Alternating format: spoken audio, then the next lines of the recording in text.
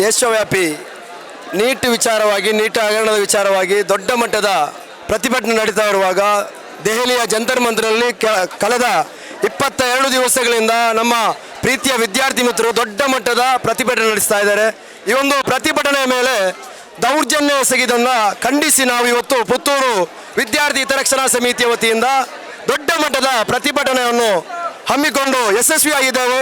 ಈ ಒಂದು ಪ್ರತಿಭಟನೆ ಉದ್ದೇಶ ನಿಮಗೆಲ್ಲರಿಗೂ ಗೊತ್ತಿರಬಹುದು. ದೇಶದಲ್ಲಿ ನೀಟ್ ಅಂದರೆ ಕೇವಲ ಒಂದು ಪರೀಕ್ಷೆ ಅಲ್ಲ, ಅದೆಷ್ಟೋ ವಿದ್ಯಾರ್ಥಿಗಳ ಭವಿಷ್ಯ ಅಂತ ಹೇಳಲಿಕ್ಕೆ ಬಯಸ್ತೇನೆ. ನೀಟ್ನಲ್ಲಿ 2 ವರ್ಷ 3 ವರ್ಷ ಕೇವಲ ನೀಟ್ಗಾಗಿ ಕೋಚಿಂಗ್ ಹೋಗುವಂಥ ವಿದ್ಯಾರ್ಥಿಗಳದೆ.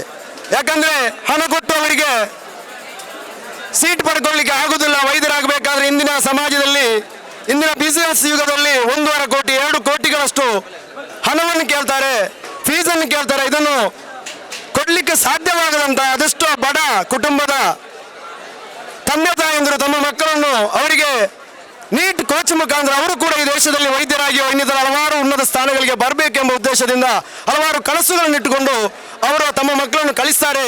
ಆ ಒಂದು ಮಕ್ಕಳಿಗೆ ನಮ್ಮ ಸರ್ಕಾರವೇ ಅನ್ಯಾಯ ಮಾಡುವಾಗ, ಅವರ ನೀಟ್ ಹಗರಣ ಮಾಡುವಾಗ ನಮಗೆಲ್ರಿಗೂ ಬೇಸರ ಆಗ್ತದೆ. ನಾವೆಲ್ಲರೂ ಕೂಡ ಇದನ್ನು ಖಂಡಿಸಬೇಕಾಗಿದೆ. ಮುಂದಿನ ದಿವಸಗಳಲ್ಲಿ ಇಲ್ಲಿ ಯಾವತ್ತೂ ಕೂಡ ನೀಟ್ ಆಗಿರ್ಬೋದು, ಯಾವುದೇ ಒಂದು ಹಗರಣ ಆಗಿರ್ಬೋದು ಇಲ್ಲಿ ಆಗಬಾರ್ದು. ಈ ನೀಟ್ ಹಗರಣದ ನಂತರ ಮತ್ತೆ ಹಲವಾರು ಹಗರಣಗಳಾಯಿತು. ಆದ್ದರಿಂದ ನಾವೆಲ್ಲರೂ ಕೂಡ ಇದನ್ನು ಗಮನದಲ್ಲಿಟ್ಟುಕೊಂಡು ನಾವು ಇದನ್ನು ಸರಿ ಮಾಡ್ತಾ ಹೋಗಬೇಕು. ನಾವು ಮತ್ತೊಂದು ವಿಚಾರ ಅಂದರೆ ದೇಶದ ಶಿಕ್ಷಣ ಮಂತ್ರಿಗಳು ರಾಜೀನಾಮೆ ಕೊಡಬೇಕು ಎಂಬಂಥ ಆಗ್ರಹವನ್ನು ಕೂಡ ವ್ಯಕ್ತಪಡಿಸಿದ್ದೇವೆ. ಈ ಒಂದು ಪ್ರತಿಭಟನೆ ಮುಖಾಂತರ ನಾವು ಅದನ್ನು ಕೂಡ ಇಲ್ಲಿ ಕೋರಿಕೊಳ್ತಾ ಇದ್ದೇವೆ.